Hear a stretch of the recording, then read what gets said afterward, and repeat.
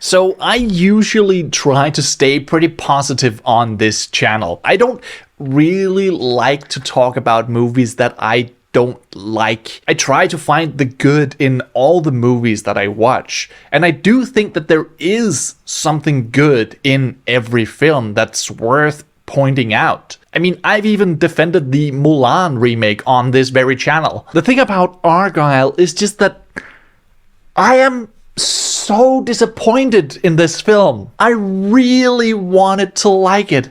I've been watching the trailers for it for months and thinking, I want to see that film. And then the reviews started coming out. People were talking about how it maybe wasn't that great of a film. And I was thinking, all right. I mean, even if it's a bad film, I might still enjoy it. I like a lot of things that people think are bad. So I went into the movie with kinda low expectations, and I was still disappointed. I love spy movies. I watched all the James Bond movies, I watch all the Mission Impossible movies, I watch every spy movie that comes out. But this ain't it, guys. I have 3 general critiques of this film that I want to go over. The first one being the look of the film. This movie looked so bad. Firstly, everything in this film looked like an Apple ad. Like, have you ever seen one of the Apple keynotes when they talk about home tech? They have this big set with a house with different rooms in it. So there's like a kitchen and a bedroom and a office or something like that. And then they have their Apple products in each of these rooms. And while all of these rooms look very pretty, none of them look like there are actual real life people living in those rooms. And that's fine when you're doing a demonstration in an Apple keynote, but when you're making a movie and you want us to get invested in this world, it just doesn't make sense that everything looks like a commercial. It also doesn't help that Apple apparently were the ones who paid for this film. It is an Apple produced movie. It will come out on Apple TV Plus at some point, I guess. But also there are Apple products everywhere in this film. From the very start, Bryce Dallas Howard's character is sitting there writing on her yellow iMac. And there's a scene where we see her very clearly pulling her AirPods out of her ears. And the amount of iPads in this movie is just ridiculous. But you would think that one of the world's most valuable companies would at least be able to afford some decent effects. But no!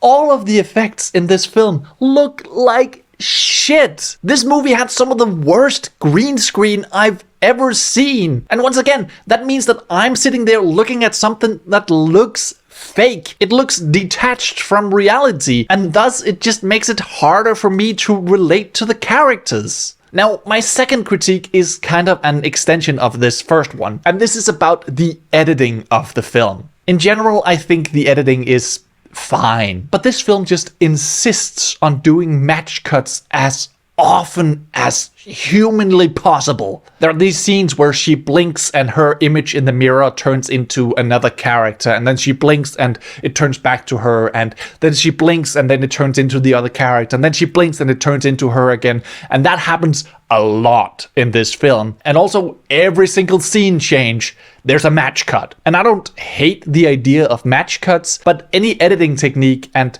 especially one that calls this much attention to itself, I think should be used more sparingly. Because when you're watching a movie and the filmmakers constantly call attention to the act of making the film in this way, it pulls you out of the movie and you start thinking, why are they doing this? Or, that's a neat editing trick. But again, it makes you care less about the characters because you're preoccupied with the editing. And there's no real reason for why they're using this many match cuts. I guess they just thought it was a cool effect. Now, all of these critiques that I've talked about so far would be absolutely fine if this was just like a silly, goofy movie where you were supposed to lean back, eat your popcorn, and not think too much about it. However, this movie insists on being way too complicated for its own good. Now, this might be a little bit of a spoiler, but this is just to convey how complicated the story is. The whole thing starts out by being a spy movie, but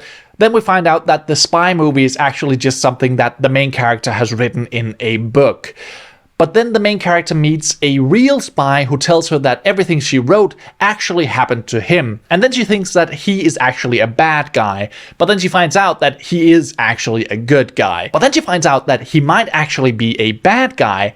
But then she finds out that her parents are actually spies and they are bad guys, and that the other spy is a good guy. But then she finds out that she was a spy. But then she finds out that she was actually a bad guy. But then she finds out that she was actually a good guy. But then she was actually a bad guy. But then she's good. But then she turns bad. But then at the end, she is actually good. You see the problem here? It's just way too confusing to keep track of who's good and who's bad and what's real and what's something she wrote. It's just too much when the movie's also bad. Now, when the plot is too complicated to keep track of, you start to let your mind wander, and then you start to realize all of the other faults that I've already mentioned. Oh my god. I'm getting too worked up about this. It's just a movie. It's just a movie. Okay, let me point out something that I did like in this movie. Sam Rockwell. I really like Sam Rockwell. He's one of those guys that I always forget about, but whenever he shows up, I'm like, oh, that guy, I love that guy. Sam Rockwell is great. Bryce Dallas Howard, I like Bryce Dallas Howard. I don't think this was her best work. I don't think the way her character is written and all of the twists around that character is doing her any favors.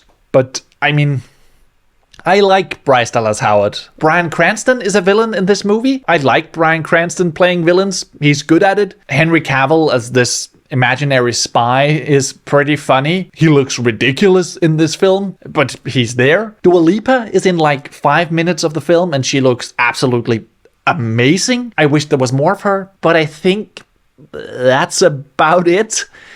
Yeah, it's not much to write home about. Should you watch this movie? I don't know. That's not up to me. Go watch it if you want to. I would, however, recommend just waiting till it comes out on Apple TV Plus and then just watching it there. It's not good. Anyways, I would love to hear what you guys had to say about this film. Have you watched it? Are you going to watch it? Please let me know in the comments down below. And while you're down there, make sure to leave a like if you enjoyed this video and feel free to subscribe if you want more videos from me. But with that said, that's pretty much all I had for today. My name is Martin Riise. Thank you so much for watching, and until next time, take care and so long.